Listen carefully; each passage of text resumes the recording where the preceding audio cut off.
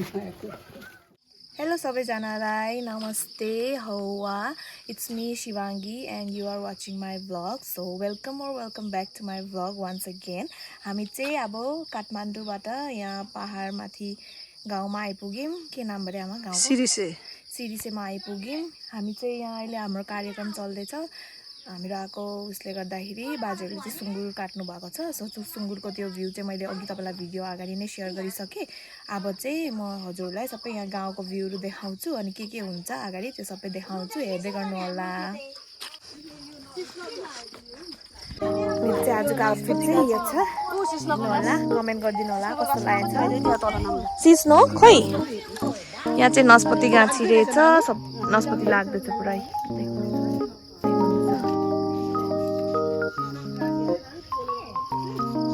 हामीलाई चाहिँ त्यो के भन्छ पहाडको एकदम त्यो टिपिकल नेपाली डिश हुन्छ नि सिस्नो र तपाईको त्यो के भन्छ कोदोको ढेडो त्यो चाहिँ एकदम खानु मन लागिरहेछ सो बोजूले चाहिँ पछि हामीलाई त्यो बनाइदिनु हुन्छ भन्नुभन्छ अनि यहाँ चाहिँ जंगलमै पुरा सब्जी सागसब्जीहरु पाउनुहुन्छ के जस्तो यो देखाए नस्पतिको गाछी पुरा फलिरहेछ तर मतलब भएको छैन अहिले सिस्नो चाहिँ देखाइदिए मैले सिस्नोको यो हो सिस्नो झार चाहिँ यो चाहिँ हामी भोलि खान्छौं कहाँ गएको यहाँ माथिबाट चाहिँ गाउँको भ्यू चाहिँ यस्तो छ है पहाडको भ्यू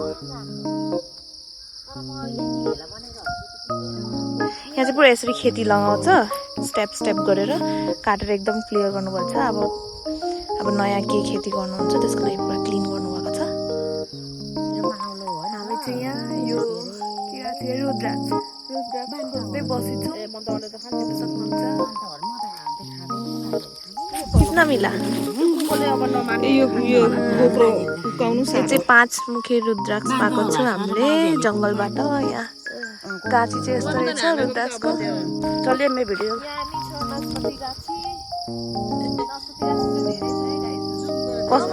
कसको गाउँको भन न त नि कुन गाउँको बाजेको गाउँको कुन घर गरे उयो यो चाहिँ हाम्रो पितृ घर गुड काकी गुड यो चाहिँ हाम्रो पितृ घरको यहाँ नस्पति फलिरहेछ यस्तो भ्यू चाहिँ गाइजहरु हामीले चाहिँ मुभीहरुमा र नेपाली सिरियलहरुमा देखेथे तर यसपालि चाहिँ पुरा एकदमै हामीले लाइभ देख्न पायौं के देख्न सक्नुहुन्छ कस्तो मजाको चाङघर बनिरहेछ अनि हामीहरु बसेको त्यहाँ नि चाङघरै हो म अहिले देखाउँछु हजुरहरुलाई यो चाहिँ सुँगुर खोर हो बाजे बोजूहरुको सुँगुर खोर नै देखाइदिन्छु बोसे खोर यो चाहिँ बोसे खोर रहेछ यहाँको चाहिँ काट्यो उ त्यहाँ चाहिँ अझ एउटा छ यहाँ बसिरहेछ यो चाहिँ कफीको बोट हो कफी लागिरहेछ यहाँ देख्न सक्नुहुन्छ कालो कालो मेरो खाजा चाहिँ यस्तो छ गाइस रम्पम खाँदैछु बिहान हामी चाहिँ एकछिन रेस्ट गऱ्यौँ अघि बगान हेरेर अब सुँगुरको भुटुवा रेडी भयो अरे हामीलाई बोलाउनु हुन्छ खानु जाने हो देखाउने हो गाइस सुँगुरको भुटुवा खानु बोलाउँदैछ हिँड्नु होला हामी बसेको घर चाहिँ यस्तो छ माथि मेरो कपडा सुकिरहेछ यो यहाँबाट देखाइदिन्छु यो चाहिँ पुरा त्यो नेपाली मुभीको जस्तै छ के घरहरु चाहिँ त्यो कति राम्रो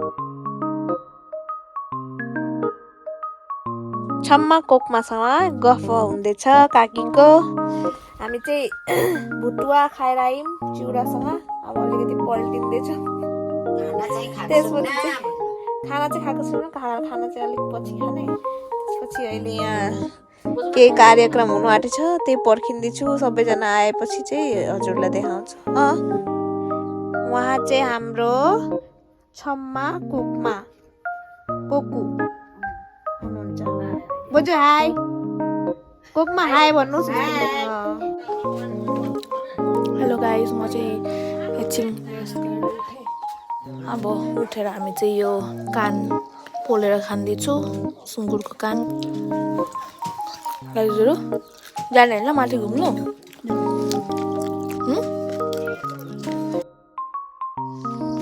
हामीहरू चाहिँ अब तलतिर गाउँ हेर्नु जाँदैछौँ। दोकान नै छ भने त्यहाँबाट केही सामान लिएर आउनु छ। कहाँ छ? होइन ऊ माथि गाँसी छ नि त। थुप्रै रहेछ।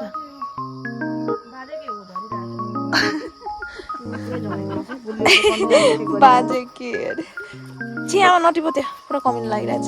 यो माथि रहेछ नि त गाँसी पुरा कालै लागिरहेछ। के बेरी बेरी। यहाँको बाटोहरू चाहिँ यस्तो छ, झन्डै झन्डै झन्डै पुरा पहाड चढ्नुपर्छ। भ्यू चाहिँ यस्तो।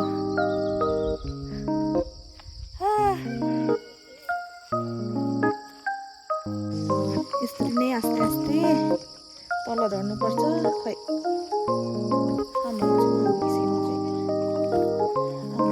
रस्ता चाहिँ एकदम डरलाग्दो छ। लाहे लाहे यस्तो घना जङ्गल छ। यो जङ्गलको माझमा चाहिँ पुरा घर बनाएर बसिराख्नु भएको छ बाजेहरू। जङ्गलको बिचबिचमै छ के घरहरू। त्यसरी मतलब एकदम धेरै झाँक घर छ होइन, एक दुईवटा घर पहाडमाथि यस्तो छ। रस्ता चाहिँ एकदमै छैन। माथि अलिक हिँडेर गएपछि चाहिँ तपाईँको मेन रोड निस्किन्छ। त्यही मेन रोडनिर चाहिँ दोकानहरू छ एक दुईवटा, त्यति साह्रो पनि होइन। यहाँ चाहिँ सामानहरू पाउनुलाई एकदम मुस्किल छ। केही सामान इम्पोर्टेन्ट लिनु लागि पनि तपाईँको धेरै दूर हिँडेर जानुपर्छ। गाडी साडी पनि त्यति पाइन्न। तर भ्यू चाहिँ एकदम राम्रो छ, शान्ति।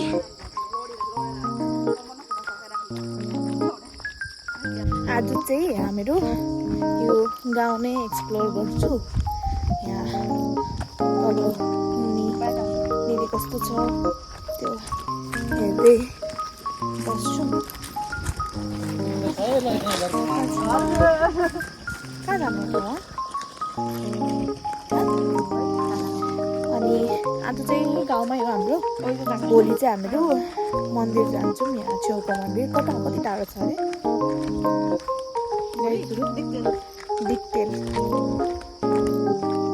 दिक्तेलतिर जाने भोलि मन्दिर घुम्नु। फाइनली हामीले चाहिँ एउटा दोकान पायौँ। यहाँको दोकानहरू चाहिँ यस्तो छ।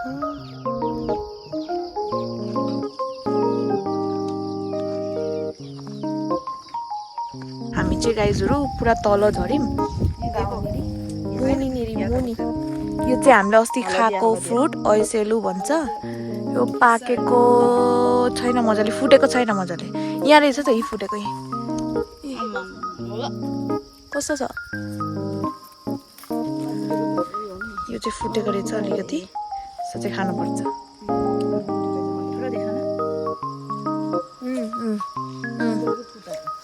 मिठा है तो ना? ढूंढ के खाना पड़ेगा, दिखाओ तो। हाँ ये तो पूरा पक गया है।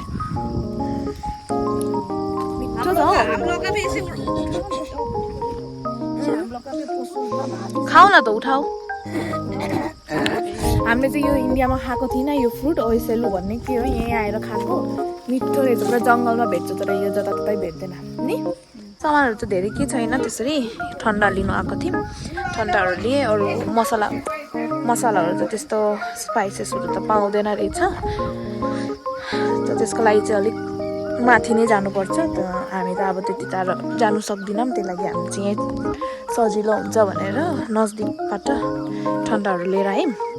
अब चाहिँ चढाइ चढ्दैछौँ। फेरि माथि चढ्नुपर्छ। फेरि तल नाम्यौँ, माथि चढ्दै जाँदैछौँ।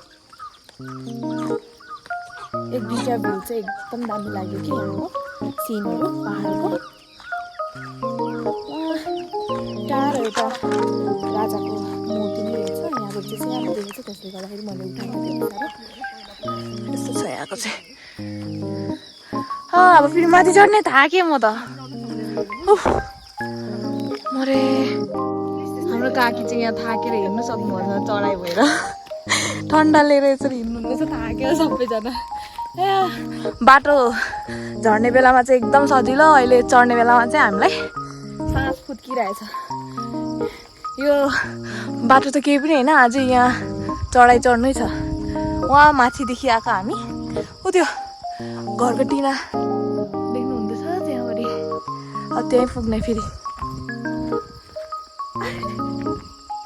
थाकेको छैन हामी चाहिँ तलबाट घुमेर आयौँ यो रस्तामा चाहिँ यो किम्बुको गाछी थियो त्यहाँबाट चाहिँ यो फ्रुट झरिरहेको रहेछ यो खाम भनेर लिएर आएको र धुएर खाएर हेर्छु कस्तो छ मिठो छ कि टर्रो छ मिठो रहेछ झारेर खाम न त्यहाँ आँटेछ त गाछीमा